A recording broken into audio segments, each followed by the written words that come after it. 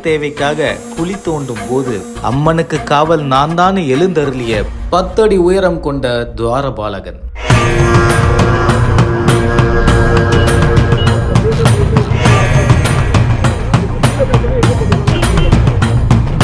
சமயபுரம் மாரியம்மன் கோவில் திருச்சி மாவட்டத்தில் அமைஞ்சிருக்கு.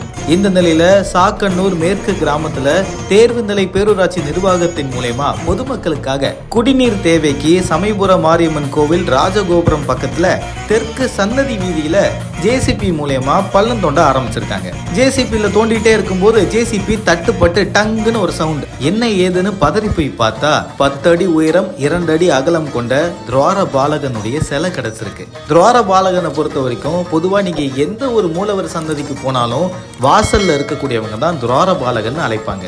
அதாவது உள்ள இருக்கக்கூடிய மூலவர்களுக்கு இவங்க காவல்காரங்க மாதிரி. இப்படி பள்ளம் தோண்டும் போது ரொம்ப பழமையான 10 அடி உயரம் கொண்ட துவாரபாலகன் சிலை கிடைச்சிருக்குன்னு அதிகாரிகளுக்கு தெரிவிச்சிருக்காங்க. உடனே சிலையை வருவாய் ஆய்வாளர்கள் கைப்பற்றி மண்ணச்சநல்லூர் வட்டாட்சியர் அலுவலகத்துக்கு அந்த சிலையை எடுத்துட்டு போய் ஒப்படைச்சிருக்காங்களாம். முக்கியமா சில நாட்களுக்கு முன்னாடி இதே மாதிரி சமயபுரம் பக்கத்துல வெங்கங்குடின்ற பகுதியில சுரேஷ் அப்படின்னு அழைக்கப்படுறவருடைய வீட்டுக்கு முன்னாடி தண்ணி தொட்டி தோண்டும் போது கூட 3 சிலைகளும் சில பொருட்களும் கிடைச்சதுன்ற விஷயம் குறிப்பிடத்தக்கது.